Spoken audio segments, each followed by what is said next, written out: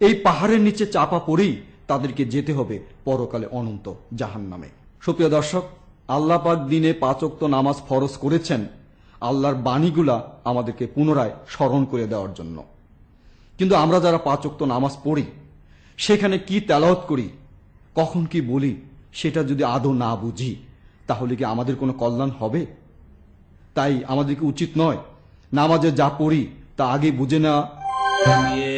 বলতে হয় সুবহান রাব্বিয়াল আজিম, অর্থ হচ্ছে অতি পবিত্র আমার মহান পালনকর্তা পরওয়ারদিগার, অতি পবিত্র আমার মহান পালনকর্তা পরওয়ারদিগার, অতি পবিত্র আমার মহান পালনকর্তা পরওয়ারদিগার।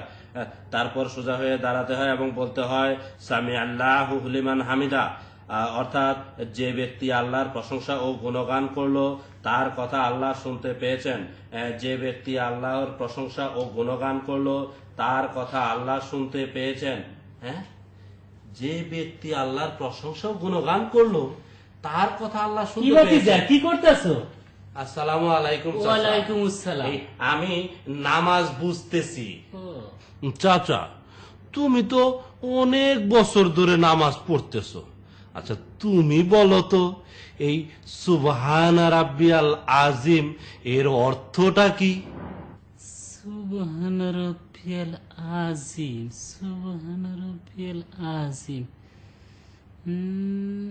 পারলে না তো চাচা, এইবার বলো তো দেখি সুবহান রাব্বিয়াল আলার মানেটা কি? সুবহান রাব্বিয়াল আলা, সুবহান রাব্বিয়াল আলা মানে কি জানি? এটাও পারলে না চাচা? তাহলে আরেকটি বলি, এই সামি আল্লাহ লিমান হামিদা এর অর্থটা কি বলো তো? সামি আল্লাহু লিমান হামিদা। তুমি এটাও পারবে না চাচা, সেজন্যই ওই আম্মা বলেছেন না বুঝে কিছু করতেও নেই, না বুঝে কিছু পড়তেও নেই। না বুঝে করতেও নেই, পড়তেও নেই। তুমি তো সারা জীবন শুধু নামাজই পড়েছো, কিচ্ছু বুঝনি। তাই আমি বুঝে বুঝে পড়তেছি। সুবহান রাব্বিয়াল আজিম অর্থ অতি পবিত্র আমার মহান পালনকর্তা পরওয়ারদিগার। সামি আল্লাহু লিমান হামিদা অর্থ যে ব্যক্তি আল্লাহর প্রশংসা ও গুণগান করলো তার কথা আল্লাহ শুনতে পেয়েছেন। সুবহান রাব্বিয়াল আলা অর্থ আমি মহান ও সর্বশ্রেষ্ঠ আল্লাহর পবিত্রতা বর্ণনা করছি। সুবহান রাব্বিয়াল আলা অর্থ আমি মহান ও সর্বশ্রেষ্ঠ আল্লাহর পবিত্রতা বর্ণনা করছি। সারা জীবন নামাজ পড়লাম, কিছুই বুঝলাম না।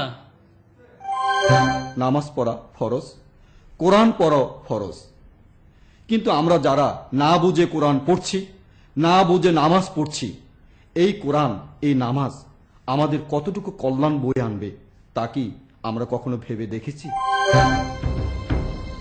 দুনিয়ায় তুমি কতদিন ছিলে? দুনিয়া মানে ইহকাল? হ্যাঁ, ইহকালে তুমি কতদিন ছিলে? ইহকালে কতদিন ছিলাম? কতদিন আর হবে? 2 দিন হতে পারে, না 2 দিনও বোধহয় না, তারও কম হবে। 1 দিন হতে পারে। মাত্র 1 দিন ছিলে? হ্যাঁ, আমার তো তাই মনে হচ্ছে। কিন্তু এখন আমি কোথায়? পরকালে। তুমি এখন পরকালে, তুমি এখন পরকালে, পরকালে, পরকালে, পরকালে। আমাদের জীবন যেমন একটাই, তেমনি আমাদের ইহকালও একটাই। এই এক ইহকালের জীবন শেষেই আমাদেরকে যেতে হবে পরকাল। এক সময় মুসলমানরা ইমানকে হেফাজত করার জন্য যুদ্ধ করেছে, হিজরত করেছে, আত্মীয় স্বজন পরিত্যাগ করেছে, তবু ইমানকে হারাতে দেয়নি।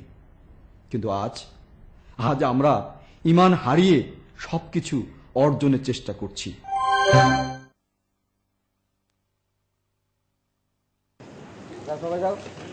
রিক্সা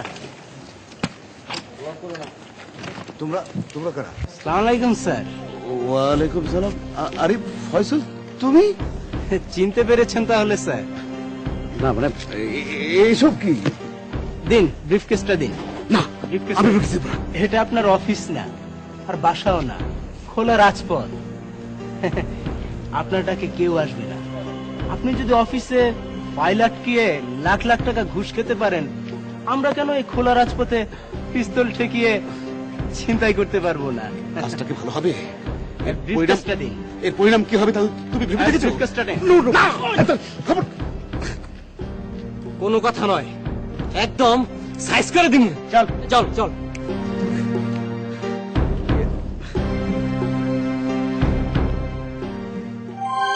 অফিসে ফাইল আটকে ঘুষ খাওয়া যেমন অপরাধ, তেমনি অপরাধ রাস্তায় পিস্তল ঠেকিয়ে ছিনতাই করা। দুটো অপরাধী আমাদের সামাজিক শান্তি বিনষ্ট করে। এই ছিনতাইকারী এবং ঘুষখোররা ইহকালে আইনের ফাঁক ফোকর দিয়ে বেঁচে গেল, পরকালে কি তারা আদৌ বাঁচতে পারবেন?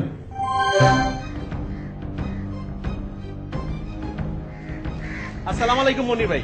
ওয়ালাইকুম আসসালাম। ভালো আছেন? আল্লাহর মতে ভালো আছি। বাস আল্লাহর রাস্তায় আমার পাওনা টাকাটা দিয়ে দেন। দেখো, কোনো দেখা দেখি নাই, বহুত দেখছি।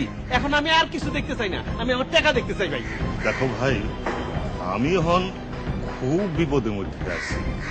তোমার টাকাটা আমি দেখো, তুমি যেমন আমার কাছে টাকা পাও, আমি আবার তেমন আরেক। সব বুঝলাম, আপনি আরেকজনের কাছে টাকা পান, তারা চাপ দেন।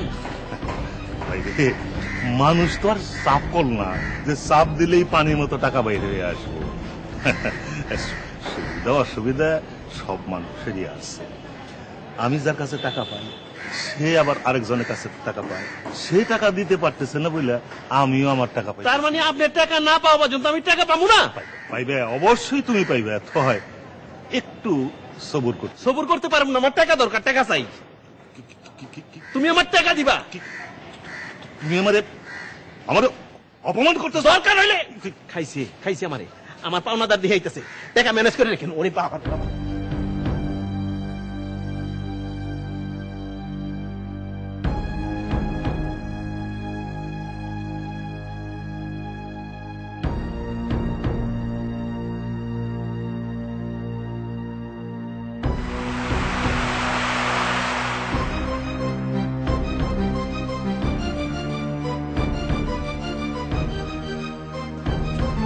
আইসে ধরতে পারলাম না।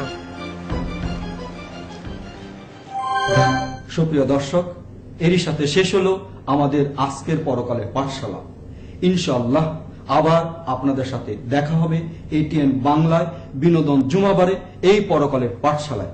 সে পর্যন্ত আপনারা সবাই সুস্থ থাকুন, ভালো থাকুন, সুন্দর থাকুন এবং পরকালের পাঠশালা আবার দেখার অপেক্ষায় থাকুন। আজকের জন্য বিদায় নিচ্ছি। আমি শাহ আলম নূর। আল্লাহ হাফেজ।